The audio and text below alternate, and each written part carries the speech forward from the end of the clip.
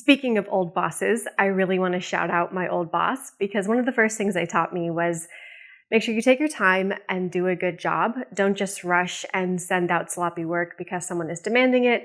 Stand by what you create, do a good job. Obviously do it quickly, but don't just send out sloppy work. And I was thinking about that today because I really wanted to get this video out sooner. I had a lot of technical issues. I had to refilm.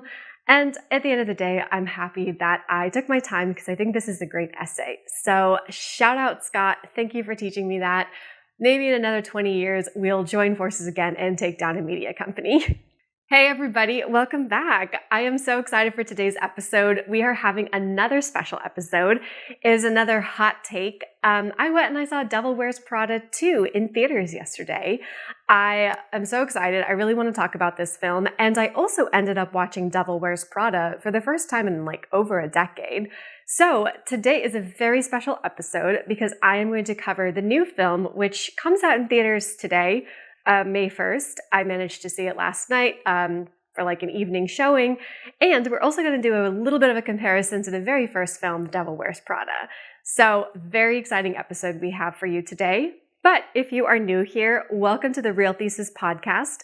My name is Shalini, and this is a place where I love to analyze stories on screen, look at screenwriting, filmmaking, and all the elements of a film that really come together to tell the story. So let's jump into my review of The Devil Wears Prada 2. Starting with the good, the bad, the ugly. So one of the good things I'll say about the film is it is a good standalone film. I think you can go into this film without ever having seen the first one and really not even having an idea what the first one is about, and you can completely appreciate this film.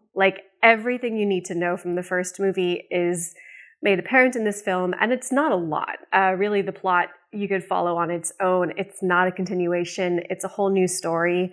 I do think they pay a little bit of fan service, but when you're reminiscing or when they're paying fan service to the original film, you're kind of doing it through Anne Hathaway or through Andy, who's played by Anne Hathaway. You're doing it through her eyes as she's literally going through the office reminiscing. So it feels very organic. It doesn't feel like it's too much. I don't feel like the whole movie was like a nudge, nudge, wink, wink to the audience, which I appreciate. I get very exhausted when sequels are kind of just a big nod to the original.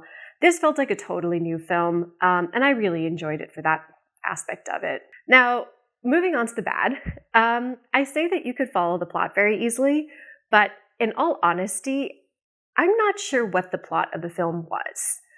About an hour in, I felt like I was waiting for the movie to still start. It's the plot to me is a bit contrived, a bit stupid, a bit all over the place. I just didn't find it a very compelling story. Another aspect that the plot suffers from is that it's almost too relevant. The story touches on things like corporate mergers, layoffs, fast fashion, basically living in a world where everybody's trying to have content very immediately. So journalistic integrity is at stake. What else? Billionaires are taking over stuff. It was props to McKenna because she wrote a story in which the story is just very relevant today. But to me, it didn't work because it was too relevant. I was hoping for escapism. I wanted to enter the fashion world and just see how this little fashion, this fashion house or really this fashion magazine functions. And instead, I felt like I was just thrust into the real world, especially in New York, because there's a lot of companies that are headquartered here. So as a New Yorker, just kind of being in the scene myself, you just see a lot of mergers and layoffs and transitions and things like that. And I've worked in media, so I've definitely understood the journalistic integrity aspect and stuff. And it was almost too relevant. I think to me, it wasn't enough escapism. She portrayed all of these things, but to me, she didn't portray it super well. It didn't add anything to the conversation. And then on top of that, I feel it's fine to create this movie now and have it in 2026, but I feel making it so relevant to the times is actually removing the longevity that it could have. I think the movie's going to feel very stale in a year or two, or even 5 years. It's not a film that you can look back on and immerse yourself in the world because it feels very relevant to this time. Moving on to the ugly. I hated the fashion in this movie. There's nothing that I liked.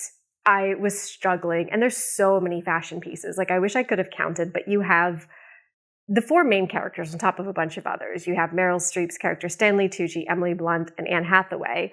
And all four characters ended up wearing so many of the same patterns, so many of the same colors, a lot of similar silhouettes. And that just didn't make sense to me because I was like, these people, they are different ages, they have different styles, they have different incomes, they have different backgrounds, they have different tastes. Like, why are we seeing similar things on a lot of the same characters?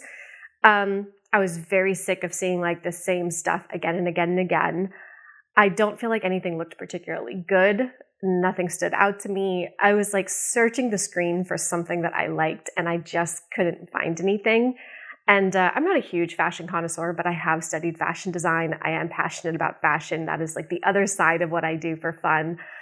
So I very much was invested in this, and I was invested in it from like a fashion design perspective, from someone who really takes in new styles, new designs, like what's innovative, what's on the scene. And I just wasn't seeing anything that was resonating with me. I will say that I did like the fashion compared to like Sex and the City. So Molly Rogers, who was the costume designer for Sex and the City, was the costume designer for this film. And Sex and the City just feels very over the top. And in that regard, I really liked that this film felt much more realistic. It felt like things that people would wear to the office. It just didn't feel unique to each character. I didn't get a sense of what the character's wardrobe or style would be because it felt a lot all over the place. So yeah, I didn't quite like the fashion in this. Let us dive into the plot. And from this point forward, there's going to be spoilers for both Devil Wears Prada 2 and The Devil Wears Prada. If you want to go see it, go see it. But I will be diving into the plot and talking a lot more about it.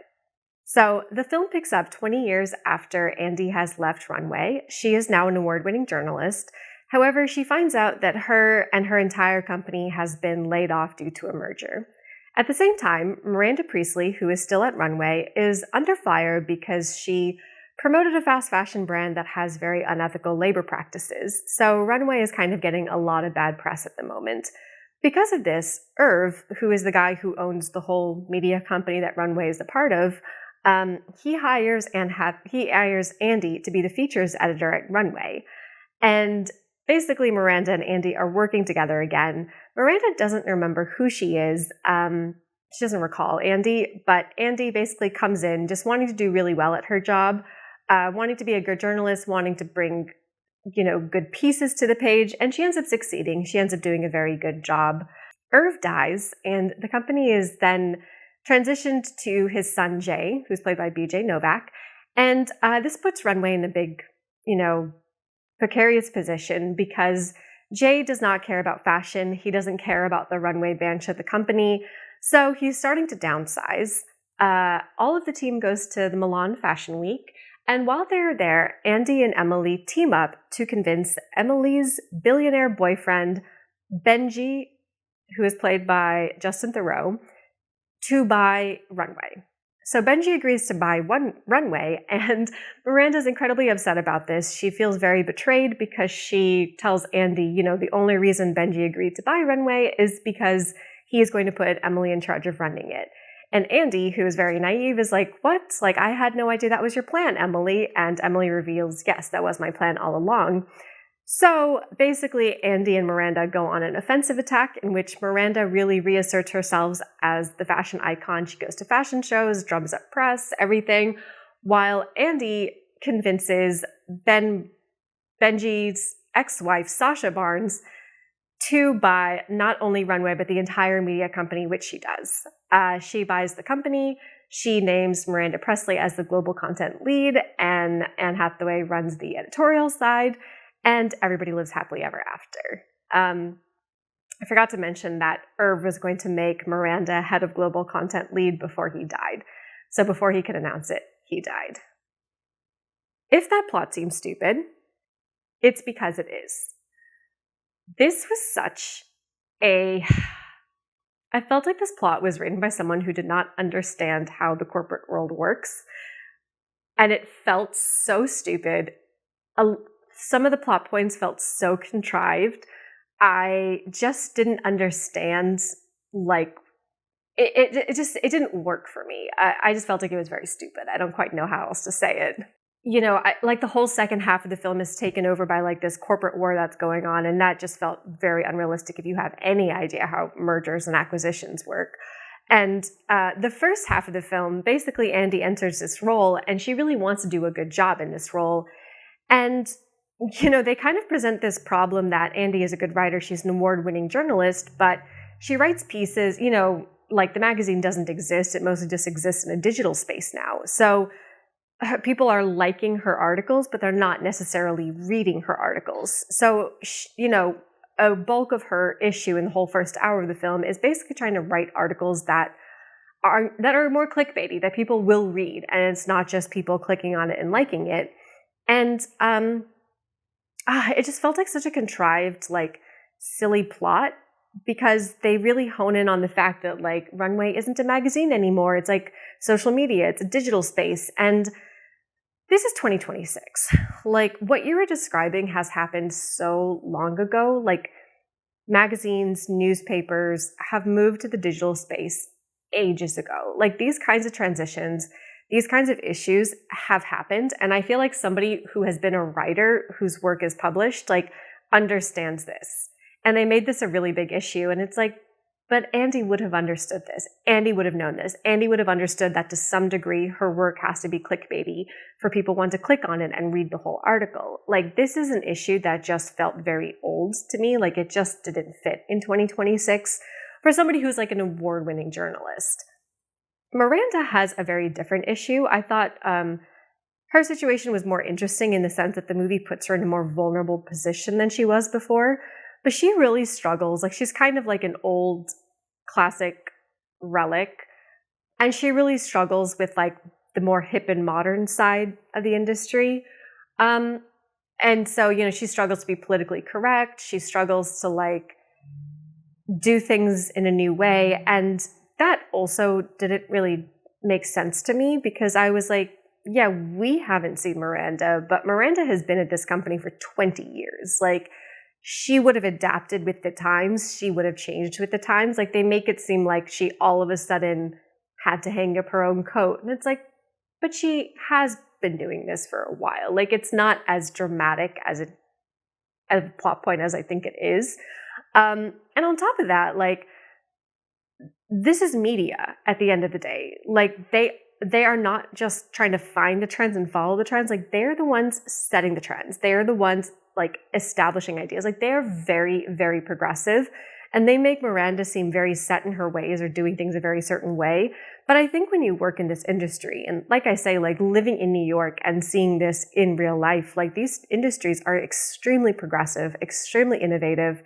People are always looking for the new thing and changing with the times. And so it's weird for me to like see this be a plot point for Miranda, because being the editor of Runway, she would have adapted with the times. Like, she would have been the one driving the change. She would have been like the first one saying we have to do things differently, most likely. So I said that I think a lot of the plot points were contrived. And this is what I mean. And this is, I think, why I felt like the entire first hour of the film just didn't have a plot, because I was like, are we supposed to care about this? Like, are we supposed to stress out about this and feel like this is an issue when it's not really? So yeah, the plot wasn't working for me. I do want to talk more about the characters in particular. So I love where they pick up Andy. They pick her up 20 years on, and she is so much more confident, so much more self-assured. She's not the same Andy. In the first movie, she talks in this meek voice, and it's like really quiet and like victimizing and like a mouse. And she finally talks with her full voice in this film, and I'm like, thank you, because it was so annoying to watch in the first film. So I'm so happy that she's really grown into herself. We see that she's not hugely into fashion, but she likes fashion. Like, she's incorporated it into her wardrobe. She has nice pieces. She accessorizes. Like, I like with the way that they've evolved her. Her character arc doesn't make sense because they put her in the exact same situation she was in the first film, which is she is looking for Miranda Priestley's approval. Like, she feels like her job is at stake and she needs Miranda's approval. And that doesn't make sense. it makes sense when you're an executive assistant and the person, like you kind of just have a one-on-one relationship with this person. Your interaction through the company is through this one person. You're fresh out of college. You don't have a lot of life experience or, bosses who can vouch for you. And so you do feel like your sense of self-worth is tied to this one person. And I feel like a woman in her 40s in this position working with Miranda Priestley is like not as vulnerable. Like she doesn't really need Miranda's approval. She wasn't even hired by Miranda. She was hired by Irv.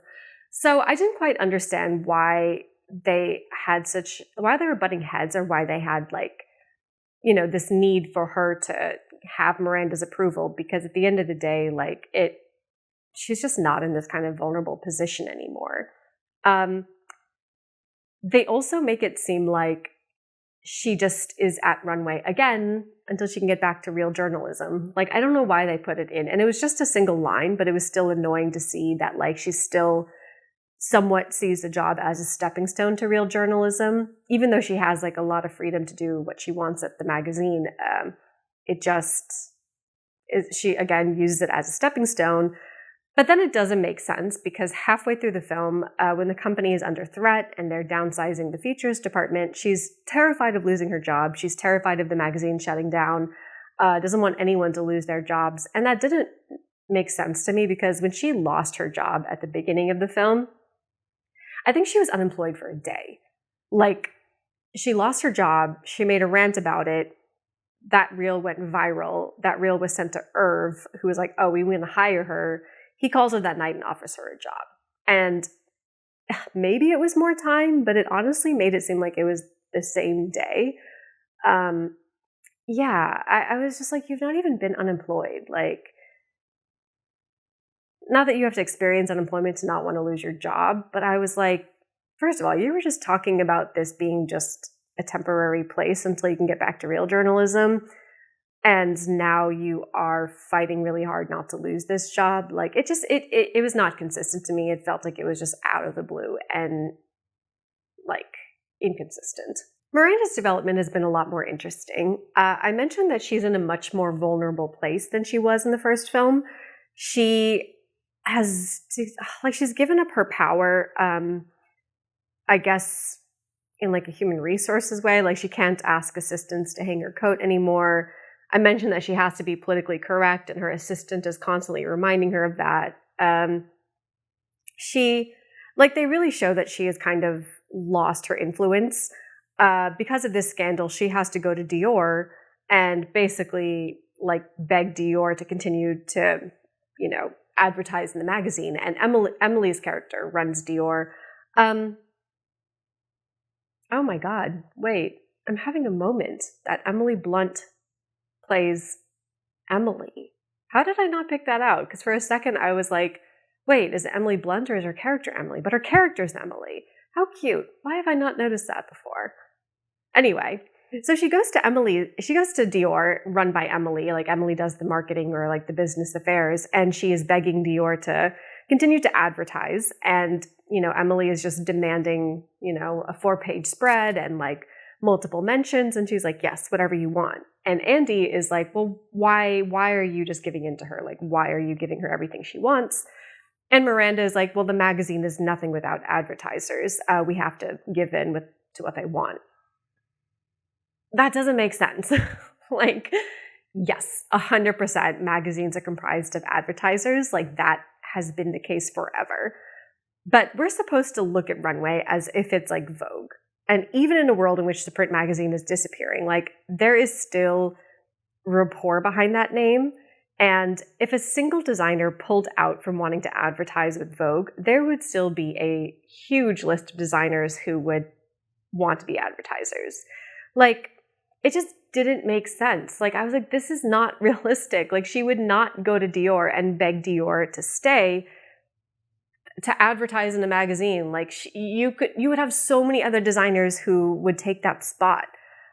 I feel like it would have been more appropriate if, for instance, if Dior was the main advertiser for Vogue World. So Vogue World is this big fashion event that Vogue puts on every single year.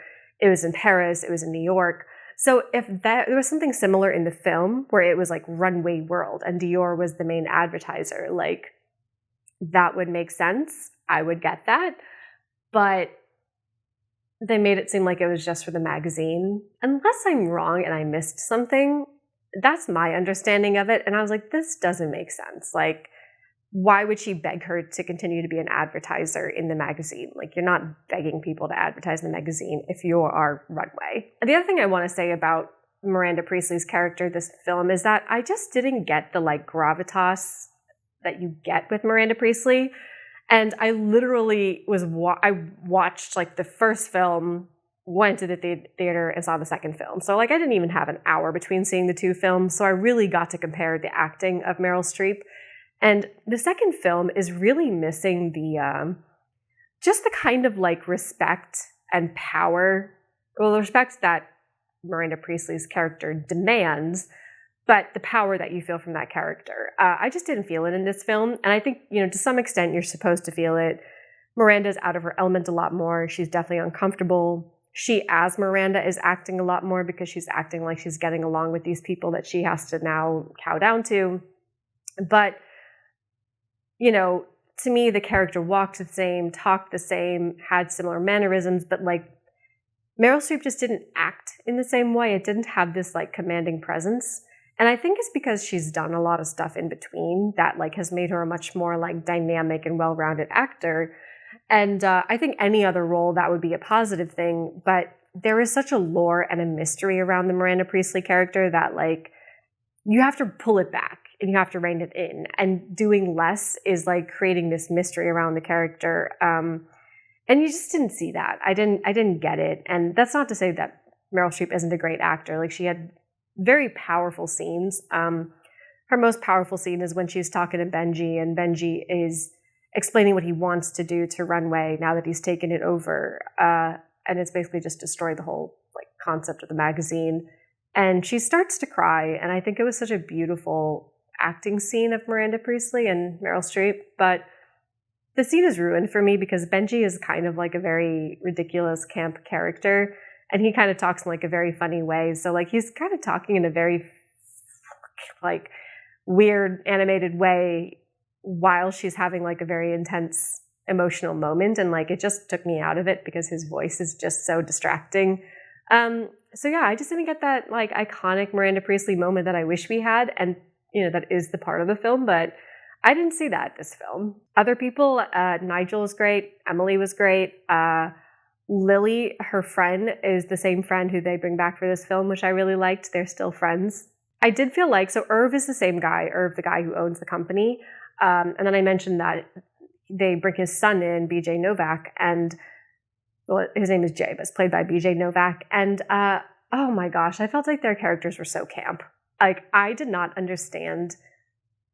Like, whenever they were on screen, I felt like they were villains in some kind of, like, adventure spy movie. Like, I did not feel like I was watching The Devil Wears Prada when they were on screen. And I literally think I wrote several times, like, what genre is this film? Like, it felt so weird to see Irv and Jay on the screen because they just felt like such, like, campy villain characters to me, as well as Benji, like, it just took me out of it. And I was like, this is weird.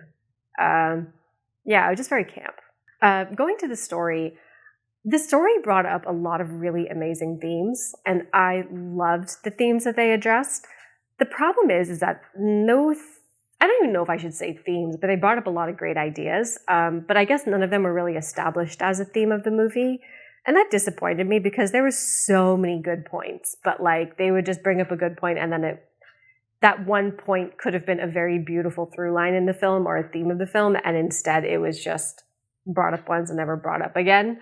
So I had written actually 8 things that the film brought up that I thought was like wonderful and amazing. But I'll just run through a few of them that I thought were great. They bring up the whole thing about journalism changing and basically how the integrity of journalism is at stake because we live in a world in which people are scrolling all the time. So you want to get people's attention. You want to like make things appealing and attractive to them while they're just consuming a ton of content. And really what you get lost is a bit of a journalistic integrity. Sometimes like very high polished, high research pieces. Like you put so much work into something and all for a person to just scroll past it. So I loved that idea. Did it go anywhere? No, it did not. They did not explore it any further. Didn't go anywhere.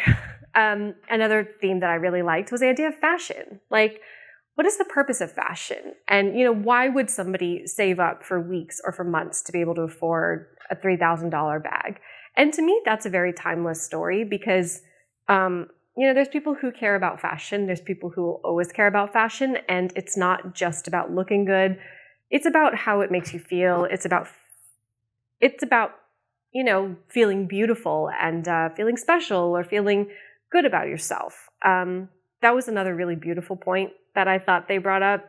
Again, didn't go anywhere with it. They bring up this great concept of humans being fallible. And, they bring it up in the context of Miranda sort of telling Andy, like threatening Andy a bit. But I guess I like that concept because if you think about the relationships between Miranda, Nigel, Andy, and Emily, there's a lot of forgiveness that has to happen for these characters to interact and work together. And so I like that you bring up this point that humans make mistakes because I think that has happened with all of these characters, and they have to get over it. It was just a one throwaway line. And they didn't make that a theme of the film, but I think you can see that as a through line in the film that it's an underlying story. I think the biggest theme that they were going for was evolution and change and just needing to change with the times. The magazine is going through a lot of change. The two big ideas are mergers and, acquisitions and just companies laying off and getting rid of people and changing the whole concept of the brand. And so it really is you have to change with the times. And they did have a really great analogy of comparing it to an old building that is turned into a new building. And, the old building is beautiful and amazing and just grand, but it could be condemned and it would have been destroyed. So do you let it go or do you completely make it into something new that can function and provide a new purpose for people? I thought it was a good analogy. I think that's kind of the whole point of it is that both Miranda and Andy are trying to learn how to change with the times, but still do it in a way that feels right to them. So not a bad theme for the film, I think. I keep going back to the plot because honestly, it was just so dumb. It was just a romp of these four characters. The whole corporate thing was so annoying. And I honestly kept missing what the issue was because I guess I wasn't thinking about it in the world of the movie. But when Irv dies, they're so worried that Jay is going to get rid of the company and he doesn't care about fashion. He wears athleisure. He wears synthetic materials. And in my mind, I was first of all, he would have a board of directors. He would have investors. He would have other people that he has to consult with. It's not like this one man is going to make this decision. Even in a world where he could make this one decision, he would still see objective value in Runway as something that brings in money.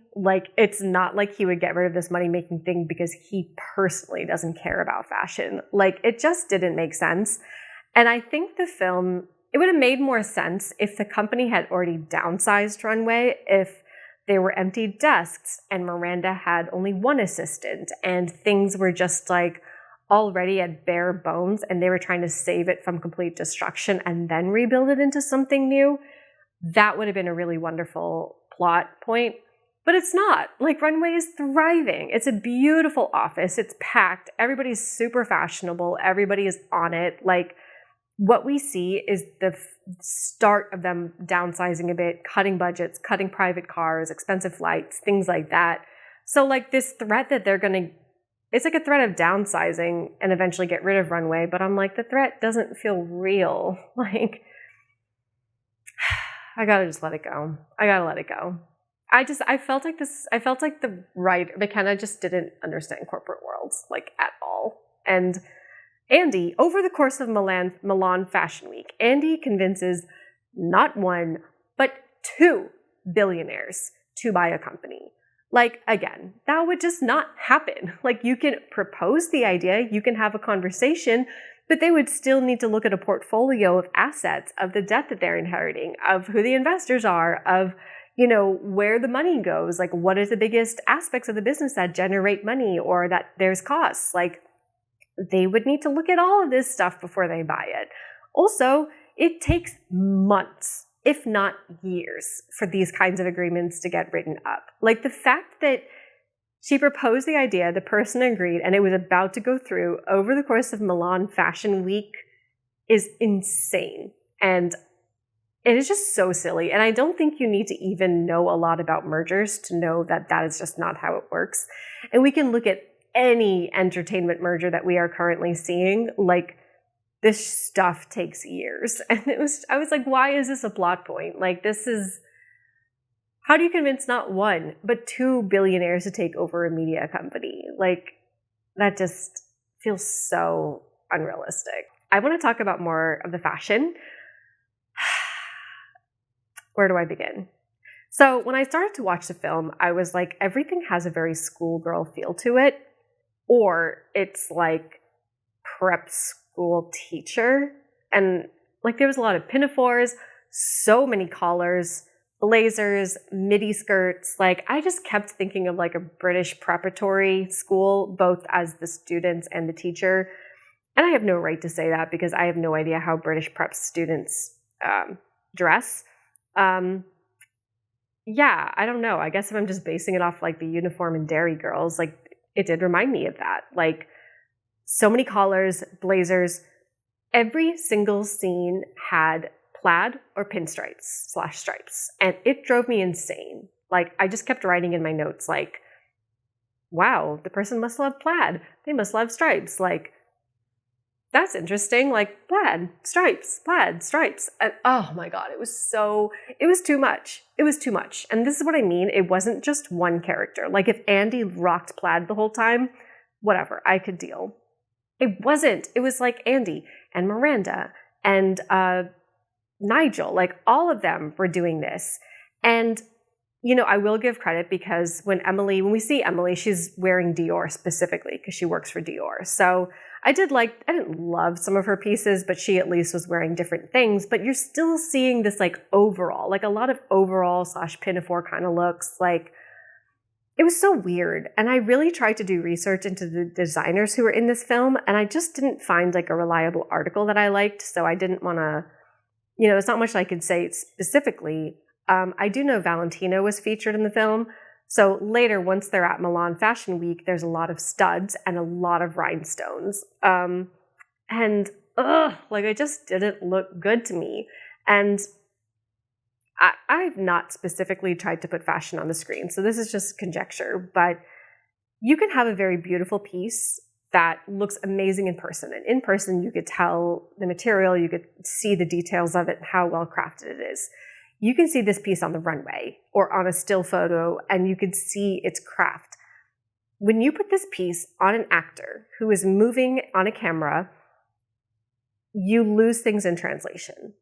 I thought a lot of the materials looked cheaper than they were, and I know they're not, but they look cheap on the screen, and that has been a problem in other films as well. So it's just what happens when you put certain materials on screen. For some reason, they just look cheaper. What else? Like the beauty of the clothes is in the details, and you don't see that. Like you're not getting the details of like a cuff or like something. And like maybe once I caught a detail of a piece of clothing that I was like, that's lovely, but like that's like you're not seeing that. And sometimes the beauty of the clothing is in the details. So like you're missing all of that. I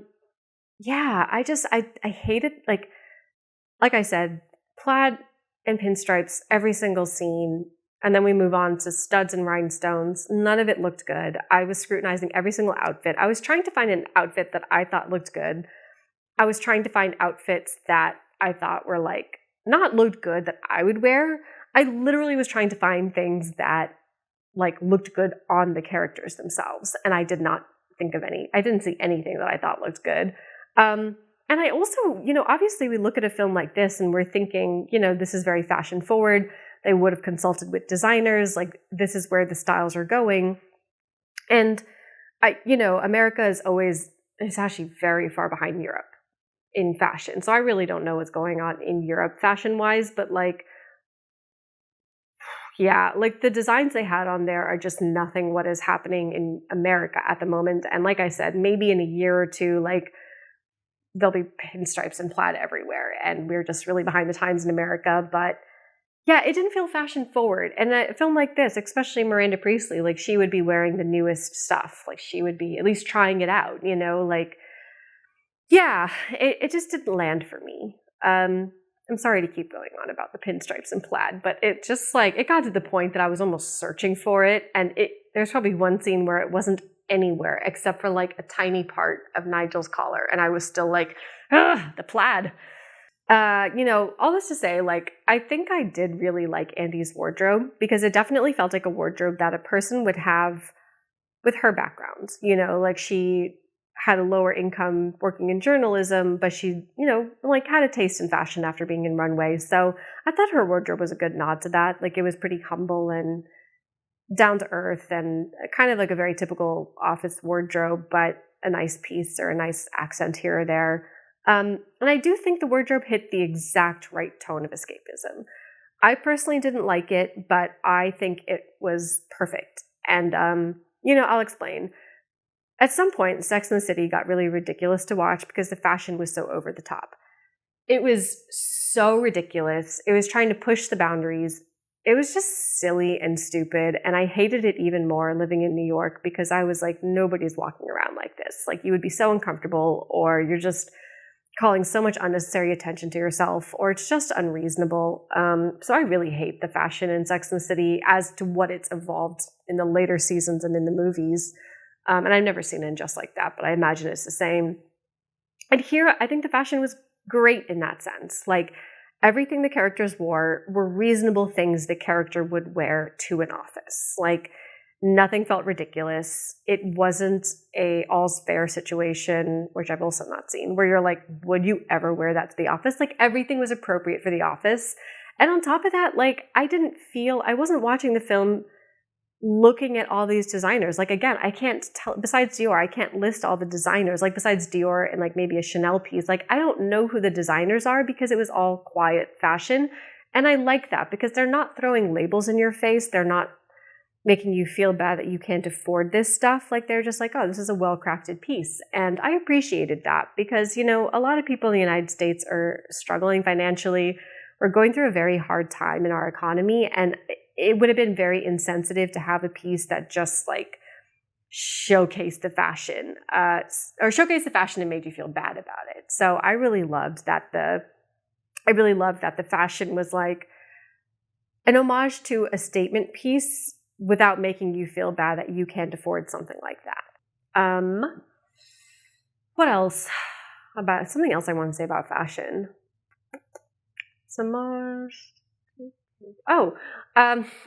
They tie in the Dior flagship store, which is like they're like, in the process of opening it and just getting it set up. This store is open.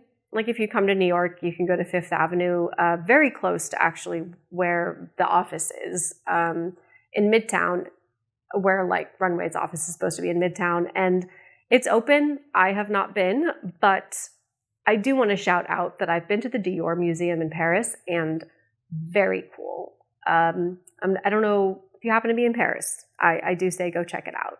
And for a second, I thought they were like in Paris because it has the same really iconic wall of like little mini features that are beautifully colored. So it reminded me of the museum. So I do want to shout out that if you go to Paris, it's worth checking out either the Dior or the Yves Saint Laurent Museum. I thought they both were really worth it. Okay. I'm going to run through some last thoughts that I have. There was a running joke that Miranda didn't remember Andy, and it was very funny, but it didn't make sense because the way they act, she acts like she has a rapport with the person. And I think they set it up that Andy ended up taking a job that Miranda was trying to give to somebody that she knew, so she's upset with Andy. But it's weird because they act like the dynamic they had in the first hour of the first film. So it didn't make sense that she was still running with this bit that she didn't remember Andy. And then at one point, she's like, she says something to the effect that she does remember her. And they're like, I thought you said you didn't. And she's like, that's before I forgot or something. Like, it was weird. Yeah, it was weird. It just felt like they were picking up the rapport from like the first hour of the first film, and it didn't quite make sense to me. They should have just had that she remembered her. Another whole aspect to it is that this movie sets up Andy writing the book, like the tell-all about Miranda Priestley, and it's like, it really bothered me because when she loses her job, she's going to go write for Miranda. They're like, yeah, like her friends are like, you should go write for her and write a tell-all. And she's like, I can't do that. And then one of her friends, Rachel Bloom from Crazy Ex-Girlfriend, texts a friend in the publishing industry, and that person is like, oh, she can get anywhere from 50 to 100K for a book like that. And then Andy is like, oh, I have, later in the film, she's like, I have a book proposal to write about Miranda. And she's so cavalier about the whole thing, and it just really bothers me because she has an offer for a proposal she never wrote, and she's so entitled and really looks down on it. And it's like, realistically, like, that is an amazing offer, and you can choose not to betray Miranda in that way, but can you please take a second and recognize that to have an offer is a big deal, to have it without even writing the proposal is a big deal. Like, Andy's character is so entitled, and she's so entitled in the first film. And I kept telling myself, like, I don't know what the corporate world was in 2006. Like, maybe that you could be entitled. Maybe you can graduate college and get a job at Vogue and turn your nose up at it. Like, maybe that's how the world works, but it was really difficult to watch today, see her be entitled in the first film in 2006, and to see her still be entitled about things like this. And it's like, it doesn't bother me. It's a fiction film. What makes me angry is that you are setting this up for people who don't know anything, like young, impressionable people. You're setting it up to make them think, like, you can just get a book proposal and it'll normally be from 50 to 100 and it is easy peasy. And it's like, yeah, no, that's not how the world works. Like, what is your view of the world? Like, this is such a fiction view of the world. And yeah, I don't know why it bugged me. Oh my God, I'm really picking apart the film, but there's a scene where Miranda and her assistant have to fly coach. That just felt really unrealistic. Like, first of all, at this point in Miranda's life, she would probably have like so many miles that she could use them. Secondly, her income alone, like, even if the company had downsized, they downsized her from flying first class or even maybe private, but she probably would have still paid for the upgrade herself from her own income, given who she was. Like, it was just so inconsistent to see her flying coach, but then she's still taking private cars, sitting front row at fashion shows. There's people behind barricades cheering to see her. Like, it just didn't make sense. Like, somebody with this kind of rapport, even if the company was having budget cuts, when you were flying to Milan Fashion Week, like, you would probably pay for the upgrade. It didn't make sense to me. It was just such a silly point in the film. I didn't recognize, there's so many cameos, I didn't recognize a single one. I think they were all influencers or social media people. Didn't recognize them. They had Lady Gaga perform at like the big runway gala at the end, and I thought that was a really weird choice. I felt like I was in 2010 again. Like, Lady Gaga has very iconically been associated with fashion, but I think she's just done a lot of stuff since then. I think of her just as much of an actor as I do as a performer. So it felt weird to see her in that role. Like, I wish they picked somebody who was a little bit more relevant to the times, a little bit more like someone who's in this decade has really been progressive about fashion and like asserting themselves with fashion. That would have made more sense to me than Lady Gaga. Of course, obviously it comes down to like who they can contract, and Lady Gaga wrote a song for the movie, so that makes sense. But I felt like I was in 2010 seeing that. And the last random thought I wanted to share was, I've not been consuming this content. Today's the 1st. I saw the film on the 30th. I probably saw the first trailer for this film the night of the 29th. So I've not consumed content. I've managed to keep this off my radar this long. I saw 2 trailers and maybe 2 reels from the movie, and I managed to see all of the jokes before going into the movie. It was just one of those situations that like every single thing they put in the trailer, it's not a taster for what's in the film. It's like, this is their best stuff, which It's fine. I think a lot of movies do that, but like I'm just telling you guys that the movie is not more funny than what you see in the trailer. Like those are kind of the funniest bits. We are going to now transition into talking about The Devil Wears Prada 2 in conjunction with The Devil Wears Prada. So The Devil Wears Prada is based on a book that was written by Lauren Weisberger. She worked for Vogue for about 10 months before quitting and going to, work in journalism. And the book, it's based on her experience, but it's not a memoir. It is a fictional telling. Miranda Priestley is a fictional character. So it is a fiction that is supposed to be inspired by her time, but it's not a memoir. And I think we need to remember it's not a memoir. And a lot of people at Vogue, I don't know if it's loyalty to Anna Wintour, but a lot of people at Vogue, like who've read it, said, no, this is not how Anna Wintour is like. So I want to put this all into perspective because it's supposed to be inspired by Vogue and Anna Wintour, but like this is not a memoir. She didn't write it as a memoir. She definitely wrote it as a fictionalized character. And in a fiction story, characters play roles, they create stakes, they create tension, like they have a purpose in the story. So you can't just look at a fictional character and say, this is the real person. Like people function differently, or characters function in a story in a different way that a person interacts in real life. So you can't make a direct parallel just because there's similarities, in my opinion. But I want to start with just a quick question, which was, who is this movie made for? I asked it for each film, and I truly thought that I would have a different answer. But I realized that the first movie was really made for anybody who wanted to feel like they had a peek into the world of Vogue. And the second part is that it was made for like teenagers. Like if I had to guess, I would say they're making it for like 13 to 20-year-old girls, people who like fashion, who think this world is cool and amazing. And I say this because I think if you have entered the working world at all, I think it was hard to watch Devil Wears Prada to a degree. And Devil Wears Prada 2 is, first of all, hands down made for the millennials. Honestly, their nostalgia obsession is just driving the entertainment industry.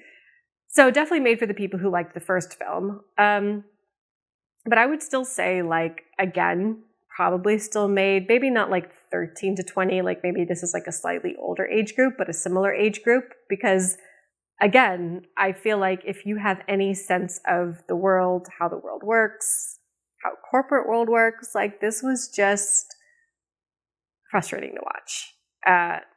Maybe I'm just coming at this from like an experience standpoint. I don't know. It was just frustrating to watch. So I can only imagine that like if you were going to enjoy this, you're either only half watching it or you're able to completely suspend your belief about it in better than I can. Or you don't care, which is fine too. Or like, I don't know. I don't know what I'm trying to say, but I'm not saying you're stupid if you like it, but I am saying that you would have some awareness that this is ridiculous and you would accept it as ridiculous. And I think the biggest issue I have with accepting the ridiculousness of the second movie is that the first movie feels very close to reality because it is inspired by her real life events. Like, if the book probably felt a bit like a memoir, it felt grounded in reality. It felt grounded in real life events, even if it was dramatized and like amped up a bit. The second film feels like a just story with these four characters. And, that's what we were going to get. If you're going to put Miranda Priestley, Nigel, Emily, and Andy back together, it was going to be an adventure of some sorts. It wasn't going to be a grounded, realistic movie. But I think that was what was weird to me, was that the first movie is just very realistic. And the second movie literally just feels like an adventure without the adventure, but like an adventure campy kind of flick. And I just wasn't expecting that. So I'm really not trying to say that you're crazy if you like it, but I am saying that you have to not be in the mindset that I'm in, which is you've got to suspend your expectation of reality in the second film. I think the way the first film used Andy is very interesting. It was very annoying to watch because she's kind of has like very pick-me energy. Like they directly contrast her to all these other girls who work in the fashion industry. She's getting ready. She doesn't care how she looks. She'll eat a bagel. She'll take the metro. She'll throw whatever on. Like she's constantly like contrasted against the girls who care what they look like or a size 2 or don't eat or all this stuff. So So like it was giving pick me energy, which was annoying, but I really appreciate what they were doing, which is they're really trying to make her, like at the time in 2006, you have this very prevalent culture of like being super skinny and idolizing like thinness. And you don't have, like, people aren't on the internet as much. There is no social media. So like you are looking at magazines, you are staring at these models all the time. You are flipping through the pages of a magazine to figure out what the trends are. You are looking at pictures to get ideas for how to pair outfits and how to style something differently. Like, the world is much smaller and what you're exposed to is much smaller. And what you see a lot was these like gorgeous stick thin models. And so I really like what they're doing with Andy, because they're definitely saying that you could be bigger, you could be, not care as much about how you look, and you could be valued for your brains and your resourcefulness and your gumption. Like, you're a good person and you can bring value because of these things. And you can be successful even if you're like not pretty. Like, I like what they were doing with it. And so I think that was a very important point in the film. Like the stakes are a bit different in the first film. Like I mentioned that she cares a lot about Miranda's approval, and she's in a much more precarious position. But when the movie starts, she's trying to kind of almost resist the fashion industry. And that to me just came off as like incredibly inept, because I'm like, when you start at a company, even if it's not your passion, like you have to at least understand what the company does, like what drives its decisions. Like the fact that she showed no interest in any of that was just very frustrating. But it's like the first film, the conflict is really her versus Miranda, and then in the larger sense, her versus this world. And she, like one of the biggest themes is that she doesn't want to lose herself in the world the way Miranda has. She see that the way that Miranda is just easily able to step on anybody to get ahead. She's lost her humanity. She's lost touch with her family, and Andy sees this life and doesn't want to be like her. One of the more touching scenes in the movie is when Miranda gives Nigel's dream job to Jacqueline, and Nigel's very upset, and he's like, she'll pay me back one day. And Andy's like, are you sure about that? And he's like, I have to believe that she will. I thought it was such an emotional scene, and they should have had that payoff in the second film. You don't get that payoff. And instead they gloss over that whole contention. Andy's like, I'm surprised you still work with Miranda after what she did to you. And in the second film, Nigel's just like, oh, she's done that so many times. And it's like, don't gloss over this. Like, I get it. You guys, again, forgive each other and move on. He's definitely her right-hand man. But, she has this emotional moment where at the end, Miranda really acknowledges Nigel's presence and like what he's done for the company. And she asks him to deliver a speech on her behalf. But I'm like, you could have used the second movie to get that payoff. Like, I think that would have been more emotional, because that was one of that more emotional scenes in the first movie, and it would have been cool to see that actually pay off in the second. So I didn't mention this because it was so obsolete. There's a love interest in the second film. It has nothing to do with the plot, so I didn't mention it. Andy is single when the movie starts. She meets a guy, they go on a date, they enjoy each other, they fight, they don't talk, they make up. That's literally the whole plot. I realized that the love interest basically serves a bigger purpose in the first film, because the two guys are her long-term boyfriend versus this guy in the fashion world who she's kind of have, an attraction to. And it's used as like a measure. Like as she gets further and further away from her boyfriend, we see the ways that she changes. And as she gets closer and closer to this guy, we kind of see her getting more corrupt. I say corrupt, but like more immersed in this fashion world. So like the love interest is a very useful point to show us like how Andy has evolved as a character. But that's not really needed. I don't think Andy goes through any huge change in the second film. So like she has a love interest and it's cute, and it doesn't quite serve the same purpose. The last few things I'll say is, sadly, the most important line in Devil Wears Prada has been ruined by social media. It's such an emotional, intense scene. It's the climax. And thanks to social media, that line is ruined. And it's just so overplayed. So that kind of made me sad to actually see it in the film. When I was watching Devil Wears Prada 2, I kept wondering why it was filmed where it was. Like, I was like, why isn't this filmed downtown?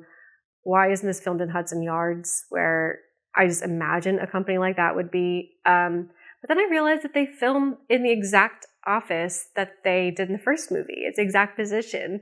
And I thought that was really cute. And there are even some scenes of her walking on the street that kind of match the first film. So I was like, I like that. I do like that they picked up the exact location again. I mentioned this before, but I felt like the second movie was just way more camp.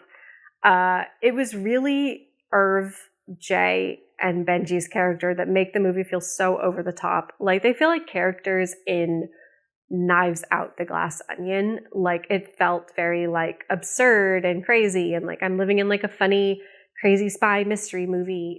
It didn't feel, it felt like it kept switching tone. And I think this is just me, but like, to me, you would have what's going on at Runway, you would have the seriousness of the situation, and then you would cut to Irv and Jay in the limo, or Irv and Jay talking, and it just felt like the movie was switching genres, and like I said, I kept writing it down, like, what is the genre of this film? Because I just didn't get it. The very last thing that I want to talk about in relation to both films, I was surprised that I wrote this because I was watching Devil Wears Prada. Whenever I watch a movie, I'm watching it and I'm just like furiously typing any notes, any thoughts that I have. Like, anything that I write, I'm just kind of brain dumping as I'm watching the film. And then I do that in the theater. I have a notebook. I often don't see what I'm writing. I'm writing in the dark, so I'm just like furiously writing notes. So last night when I was comparing my notes, I was very surprised to find that I had almost written the exact same line for both movies. And that line was, I don't feel like the writer has ever been in one of these rooms. And to me, that is the takeaway from both films. And I really got to give kudos to McKenna for consistently missing the mark in both films. But I felt like she had never, like, some of the conversations in the first movie, I was like, I don't think she has ever either been an executive assistant or has even bothered to talk to somebody about an executive assistant, let alone executive assistant in fashion. I don't think she's ever been in an editorial room before, or again, talked to somebody or tried to get insight into this. Like, you can, when you're actually like analyzing the film a bit deeper, like, you can enjoy Devil Wears Prada on its face. I have watched it so many times, and I don't think I've really loved the film ever, but obviously when I'm analyzing it, I'm picking it apart, and I was analyzing it and I was like, yeah, it's very apparent that she doesn't have, experience in these rooms, because these conversations feel so obviously made up. Like, it's what a kid or, a writer or like someone with no experience would imagine these people are saying. And I felt that with the second, I was like, she's touching on these ideas of like a corporate merger, or like this, or acquisitions, or, again, what is happening in the editorial meeting. And I was like, it just doesn't feel grounded in reality again. Like, again, feels like a movie that was written by somebody who is not actually worked in the corporate world or done these things in real life. And like, you don't need to have these experiences, but I think you owe it to the viewers to do research and to understand better. And I think the biggest thing I want to say on this topic is, if you are a writer or an actor and you are working at a job that is completely different from the industry, from what you want to be doing as an artist, I just need to say that this work and this experience is still providing value to you. It may not seem like it, but you are getting insight, you are getting knowledge, you are getting an understanding, a viewpoint, a perspective that will all lend to your writing or your performance, that will make you better at the end of the day. I really need to drive home the fact, because I think, it's frustrating sometimes to be doing jobs that just feel so far off from what it is you want to be doing. But I really need you to know that no experience is wasted. All of this stuff, it does make you a better artist. It makes you a much stronger writer. It makes you a much more well-informed performer. You're able to have a huge wealth of information to pull from. And I don't want to shade McKenna, because if you look at the movies she's written, like, she has written some of the biggest films, not just in the 2000s, but like even in this decade. Like, she has written amazing films, but I think to me, I'm finding a lot of frustration with these two films, because it's just so apparent that she has not had these experiences, and she's not bothered to do more research or talk to people to figure out what this would look like realistically. So I just want to drive home the fact that, like, truly no experience is wasted. So please don't feel like you're off the beaten path. Like, this will inform you and make you a better artist. I promise you that. We are done analyzing The Devil Wears Prada 2 and The Devil Wears Prada, but we are not done. I feel very compelled to address the racism issues in the film. And I want to shout out the YouTuber D'Angelo because I had no interest. Like, I had a very long talk with my producer, and my producer was like, if you're not really feeling Devil Wears Prada 2, like, don't bother covering the film. So I wasn't going to see it. And then I turned on YouTube, and D'Angelo, I'm going to link D'Angelo's video. I didn't watch the whole thing, but like, I caught enough of it, and they were talking about the racism issue in the film, and I had no idea that this was an issue. So once I started to do research, that was the thing that kind of compelled me to go watch the film. So I need to address the question, is the film racist? And I realize this is a question that's going to come up a lot for me as someone who's analyzing films. And for my own personal benefit, I created a test to analyze whether a film is racist. I'm calling it the Pathala test. And I'm going to read it out to you because I don't have it memorized. So my test is, first, does the film portray characters who are within a minority group? And do most of those representations fall squarely within current judgments, ideas, misconceptions, perceptions, or beliefs about that group of people? Third, do those representations continue to support a negative or limited viewpoint of that group? And fourth, does the film have any other representation of this group that would offer a broader, more well-rounded understanding of this group of people to somebody who is on the outside? So I wanted to walk through, I'm sorry, I just got very lawyerly on you, and I gave you like a strict scrutiny test. But I wanted to like run through this and what it would look like in a film that I've already covered. So I'm going to do it for Killers of the Flower Moon. If you've watched that essay, you're probably like shocked that I chose that one, because that's another film that I kind of spent the whole film like ragging on the director. But it was a good example. So, starting with the first question, does the film portray characters within a minority group? Yes. Do those representations fall squarely within current judgments, ideas, misconceptions, perceptions, or beliefs about that group of people? That was a harder question, because off the top of my head, I couldn't think about, negative perceptions or prejudices, or just like these ideas that we have about the Indigenous community. And so, like the thoughts that came to mind is that the idea of poverty, the idea of alcoholism, the idea of gambling, like those were three thoughts that came to mind. So moving on to the next question, do those representations continue to support a negative or limited viewpoint of that group? So in the film, I mentioned, the ideas that came to mind were poverty, alcoholism, and gambling. In the film, there is a character who, if I recall correctly, there is a character who does struggle with alcohol abuse. Maybe one character, but it is also kind of generally touched on as an issue within the community. So going to the next question, does that support a negative or limited viewpoint of the group? Personally, in my opinion, I really am trying to make this like more of an objective test, but if I'm looking at it, like the way that they portray the alcohol issue within the community in Killers of the Flower Moon, it's not portrayed like they're a bunch of alcoholics. It's not portrayed like they're irresponsible or they are neglectful or they are bad people because of it. It is portrayed as more of like a medical issue, like they're more susceptible to it. And it is something that you see from these people, especially in conjunction with everything else going on. And I think that was just a much more humane way of looking at it, a much more holistic way of looking at it. And addressing the last question, does the film have any other representations of this group that would offer a broader, more well-rounded understanding of this group of people to someone on the outside? And the answer is hands down yes. Like in Killers of the Flower Moon, we get to see so much of this community, the Osage community. We get to see the family. We get to see inside the house. We get to see like marriage rituals and death rituals and like the way family members interact and the way parents interact and the way relationships interact. We get to see this, like the tribe. We get to see the elders. We get to see the governance in this group of people. We get to see the wealth and the abundance and the influence that these people have. So yes, like there may have been a stereotype that appears in the film. To me, it was done in a much more humane, understanding kind of way. It wasn't trying to forward a negative stereotype.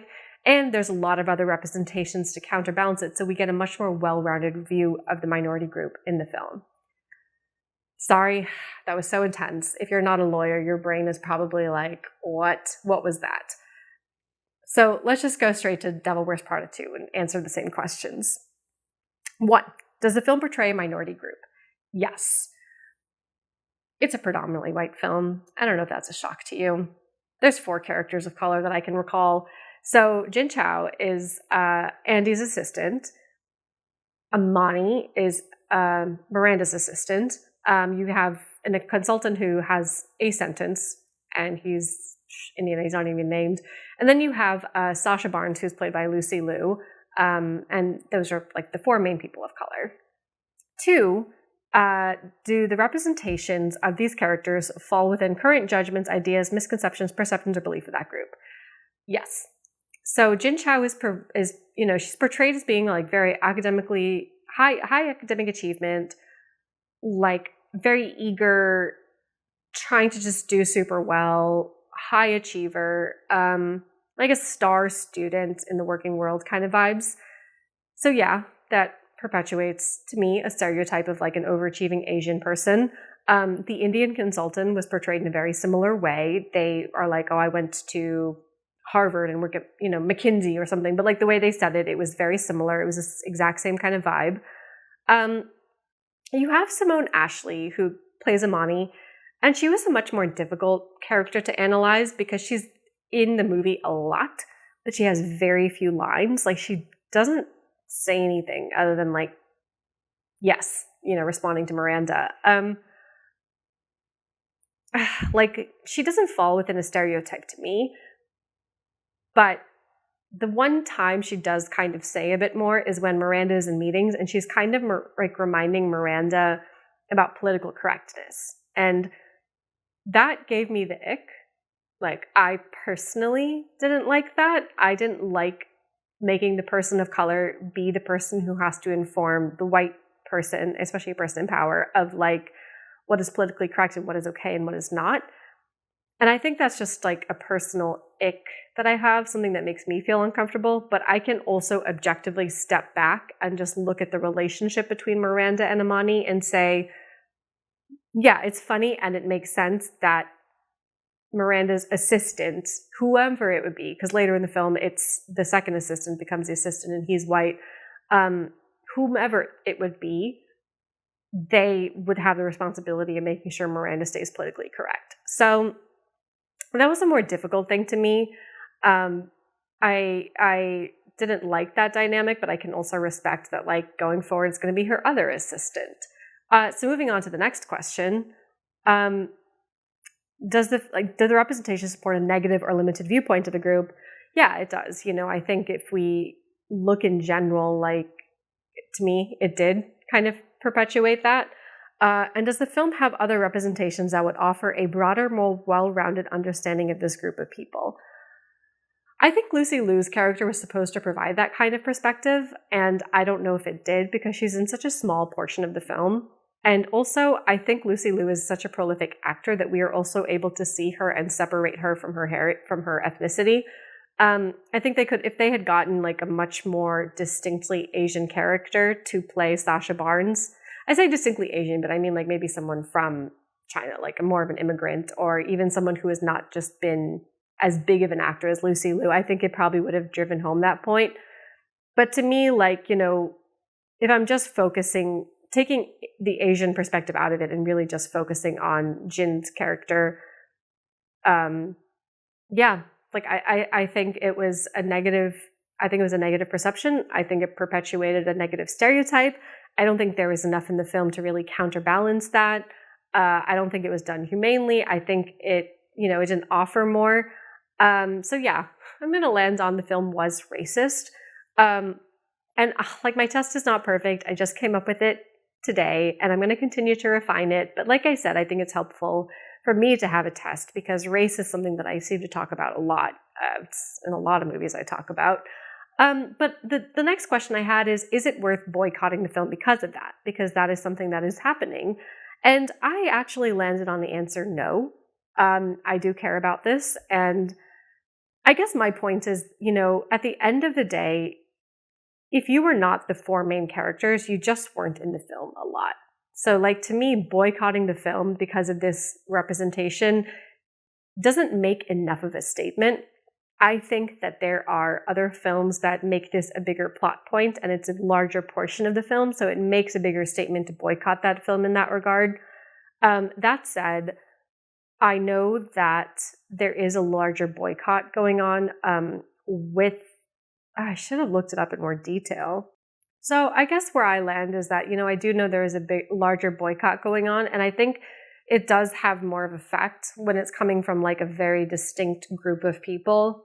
Like, for instance, if the entire Asian community of a town decided to boycott the film, I think that would have had more of a statement. But like, if me personally decided to boycott it, I don't think the film industry would get the message. I guess my point is, like, you have to decide where your values lie and how you feel about it.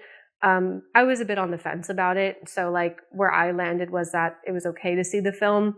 To me, it wasn't enough of like a stereotype that angered me, and I didn't think a boycott would say enough. So yeah, I hope this helps you make more of an informed decision about whether to see it or not.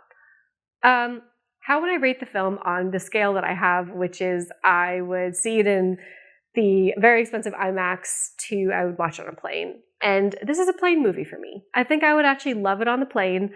I don't even know if I would watch it in the background while I'm scrolling on my phone at home. I don't know why. I think I'm just tired of these characters. I was tired even before seeing these films. Like, I don't think I ever watch Devil Wears Prada if it comes on TV. I'm just not interested.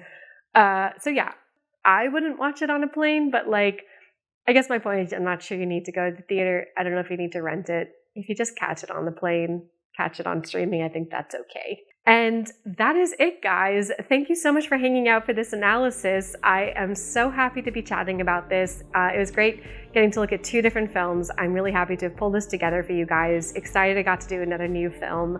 And yeah, if you haven't already, hit that subscribe button. You can find us on TikTok and on Instagram at Real Thesis Pod, and drop episode weekly. So I will see you next time. Bye. So when I was organizing my notes, I had a bunch of like leftover notes I didn't know what to do with. So I created a found poem based on my leftover notes that I feel like just really summarizes how I felt about the film. It's called Ending. Why does Andy rock the same hairstyle 20 years later? Who thought that tassel jacket was a good idea? What is with the teacher-student theme to the clothing? Man, that belt is stupid. That plot is stupid. Whoever styled this movie loves plaid. How could they possibly have an impromptu consultant meeting like that? Please, no more pinstripes. Please, no more plaid. The lawn is beautiful. Please, no more plaid. Not on a dress like that. Really? Really? You made Dior hire me to get rid of me. Really?